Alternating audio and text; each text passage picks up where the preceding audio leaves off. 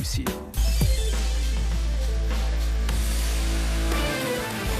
BFM Business. L'émission 100% placement. BFM Patrimoine. Cédric Decoeur. C'est la deuxième heure de BFM Patrimoine. On vous accompagne jusqu'à midi et on file tout de suite rejoindre une salle de marché, en l'occurrence celle de Fastea Capital à Nantes, qui nous ouvre ses portes pour nous y accueillir. Thibaut François. Bonjour Thibaut. Bonjour Cédric. Bon, on a marqué le pas tranquillement vendredi, on a repris notre souffle, quelques bénéfices aussi au passage, et puis nous revoilà à la hausse. Oui, le marché depuis une semaine réagit plutôt très bien. Ce matin, c'est avec l'élection de Monsieur Biden que le marché continue à monter. C'est plutôt une bonne chose. Alors c'est pas forcément une bonne chose d'un point de vue économique. C'est particulièrement difficile à dire aujourd'hui. Mais en tout cas, c'est le retour de la confiance sur les marchés financiers. C'est ce qui manquait aujourd'hui au marché financier. Donc un peu de retour de confiance. Donc ça c'est plutôt bien.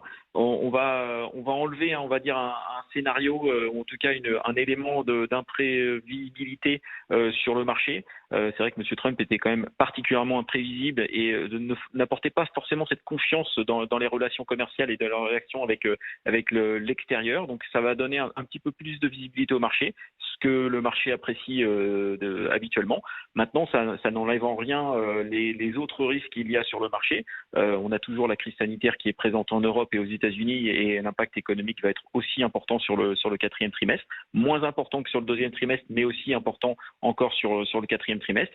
Et le plan de relance américain n'est toujours pas voté, donc il devrait sortir dans les prochaines semaines, mais en tout cas il n'a toujours pas été voté. On ne connaît pas encore son ampleur. Donc pour l'instant, on n'est pas dans l'euphorie, on est dans le retour dans une sorte de normalité sur les marchés financiers, sachant qu'il y a encore certaines zones d'incertitude à prendre en considération, et notamment cette crise sanitaire. Bon, voilà pour le cadre général. Après, il y a aussi la vie des entreprises et encore pas mal de publications, que ce soit la semaine dernière ou à venir cette semaine. Et du coup, on digère aussi tout ça. Oui, tout à fait. Ce qui est intéressant sur la semaine dernière, et même sur les 15 derniers jours, c'est qu'on a quand même pas mal de publications qui sont rassurantes de la part des entreprises. Alors, je vais pas parler des secteurs qui sont aujourd'hui pratiquement sinistrés, les galeries commerciales, le tourisme, l'événementiel, les compagnies aériennes. Ça, ce sont vraiment des secteurs à part aujourd'hui qui sont peut-être durablement sinistrés. Je vais parler des autres secteurs qui continuent, bon an mal an, à fonctionner, on va dire, dans une certaine normalité. Et c'est vrai que ces différentes entreprises sont plutôt rassurantes. Donc l'impact sur le quatrième trimestre va être bien moindre que sur le deuxième trimestre. Ça, elles sont à peu près d'accord ensemble. Et on a des publications qui sont rassurantes d'un point de vue financier et d'un point de vue perspective.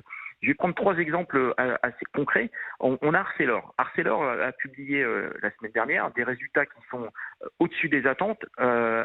C'est une activité extrêmement cyclique et il retrouve une certaine visibilité. La demande n'est pas phénoménale, mais en tout cas elle est un petit peu plus importante, avec des prix un peu plus importants, et donc on se retrouve avec un T3 qui est bon, un T4 qui devrait être aussi bon, et une première partie de l'année 2021 qui devrait être engageante. Donc ça, c'est de la visibilité sur un secteur cyclique qui est assez intéressante. On voit que le rebond est assez important encore ce matin, il gagne 4%. Ça, c'est plutôt des indications intéressantes. On a aussi Score dans un tout autre domaine, qui annonce une marge de solvabilité qui est beaucoup plus importante que prévu. Ça, c'est plutôt une indication aussi forte. La surmortalité aux États-Unis est moins importante dans les chiffres de Score, et ça donne des indications beaucoup plus intéressantes sur le marché. Donc ça c'est bien. Et on a aussi, je vais juste finir avec le noblage. Le noblage sur les maisons de retraite, on a eu quelques risques Covid, en tout cas un impact Covid assez important sur le début d'année. On retrouve de la croissance organique sur les maisons de retraite, et ça c'est plutôt intéressant aussi. Et du coup, cette semaine, qu'est-ce que vous allez plus particulièrement surveiller? Quels sont les 2-3 titres que vous nous recommandez d'avoir dans l'agenda?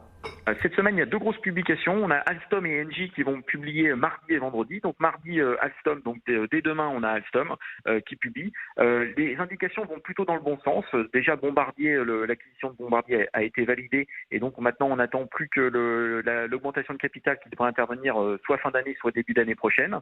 Le marché va beaucoup mieux. Le carnet de commandes s'est musclé ces dernières semaines, et donc on attend plutôt une bonne indication pour la publication d'Alstom dès demain.